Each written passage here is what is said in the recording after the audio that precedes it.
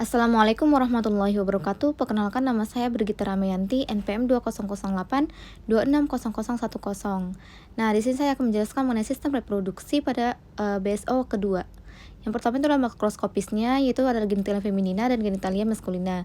Pada genitalia feminina eksterna terdapat organ mons pubis, lalu labium majus, labium minus, vestibulum vaginae, dan klitoris. Lalu pada organ internanya terdapat vagina, uterus, tubuh fallopi, dan ovarium. Nah, pada genitalia maskulina, pada eksternanya terdapat organ penis dan skrotum.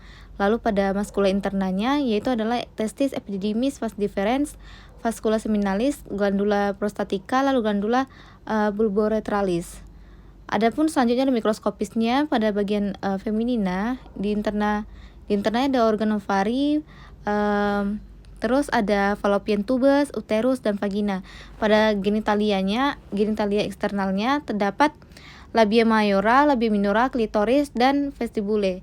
Lalu pada bagian maskulina, yang pertama itu ada testis. Di testis itu ada tubulus seminiferous,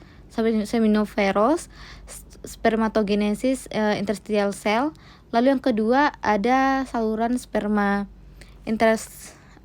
intratestis, yaitu terdapat tubuli recti, retestis, dan ductus efferens. Lalu yang ketiga itu ada saluran sperma ekstratestis, yaitu adalah terdapat epididymis, ductus deferens, ejaculatory duct. Lalu ada yang keempat itu kelenjar pria tambahan seperti seminal vesicle, lalu kelenjar prostat, dan kelenjar bulboretra, dan penis. Adapun mikroskopisnya, yang pertama itu adalah ini.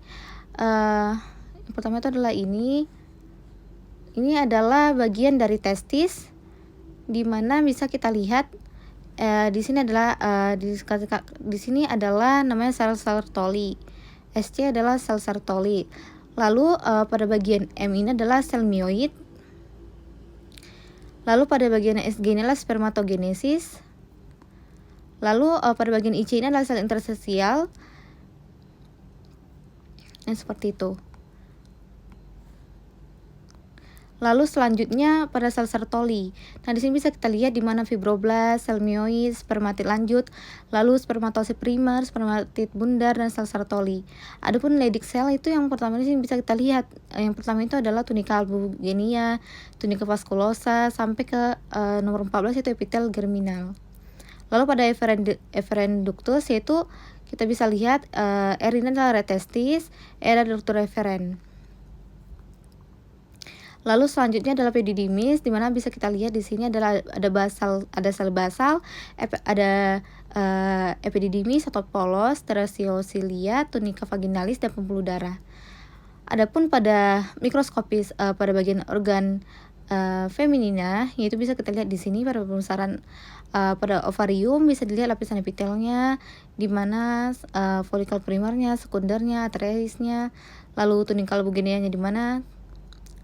Nah, selanjutnya pada bagian uterine tube kita bisa lihat di sini di mana ada ligamentum mesosalping, ada arterioral, venulae nomor 3, lalu lapisan otot longitudinal luar sampai ke jaringan serosa.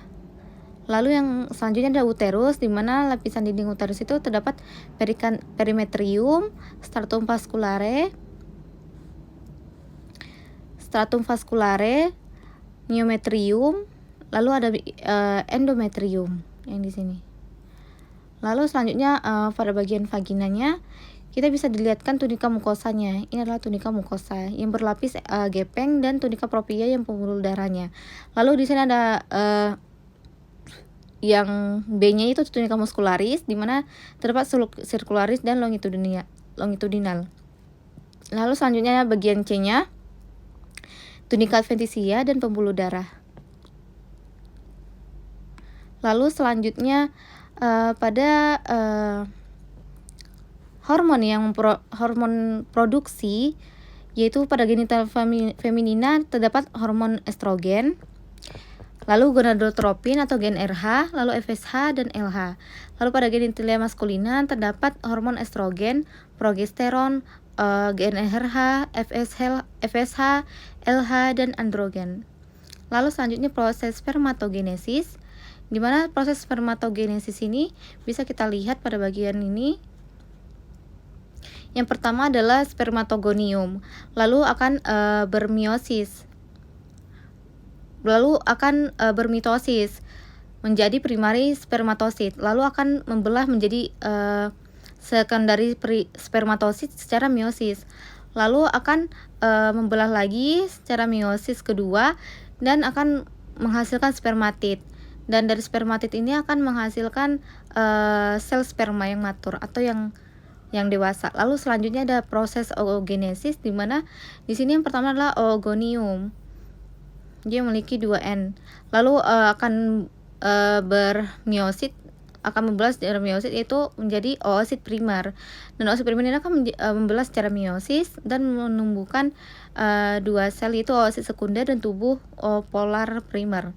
Nah, oosit sekunder ini akan membelah lagi menjadi meiosis kedua dan akan membelah lagi menjadi ovum, dan cuma satu oosit sekunder yang akan menjadi ovum, dan selanjutnya akan menjadi tubuh polar. Lalu selanjutnya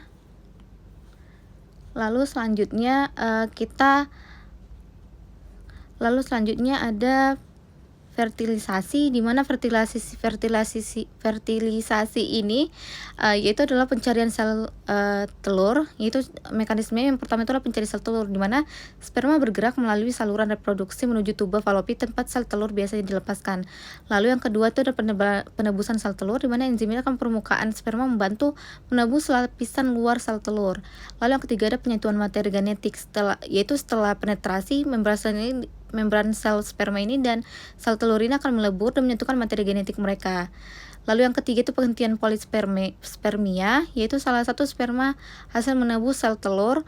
Sel telur ini sedang mencegah sperma lainnya untuk masuk melalui perubahan struktural zona pellucida. Lalu yang selanjutnya adalah pembentukan zigot, di mana penyatuan materi genetik. Zigot terbentuk yang kemudian akan berkembang menjadi embrio. Lalu yang terakhir adalah implantasi, di mana embrio yang telah berkembang dan akan menempel pada dinding rahim. Selanjutnya itu ada fase menstruasi, di mana fase pertama itu adalah fase menstruasi yang tandai dengan luruhnya endometrium pada dinding rahim yang berisi pembuluh darah dan cairan lendir. Lalu fase ini akan dimulai sejak hari pertama menstruasi berlangsung selama 4-6 hari. Lalu yang kedua ada folikuler, di mana ovarium akan membentuk folikel yang berisi sel telur yang belum matang. Lalu fase ketiga adalah ovulasi, di mana akan terjadi saat ovarium melepas sel telur yang sudah matang dan siap dibuahi oleh sperma di bagian saluran indung telur. Tetapi jika tidak dibuahi, maka sel telur akan melebur dalam waktu 24 jam setelah fase ovulasi. Nah, selanjutnya ada fase luteal, di mana fase luteal ini tanda dengan sel telur yang berubah menjadi ringan yang disebut dengan corpus luteum, dan ini akan mengeluarkan hormon yang membuat dinding rahim menjadi lebih tebal. Adapun cukup sekian hasil pesan saya, kurang dan jangan saya mohon maaf. Dan ini adalah referensi yang saya gunakan. Cukup sekian. Assalamualaikum warahmatullahi wabarakatuh.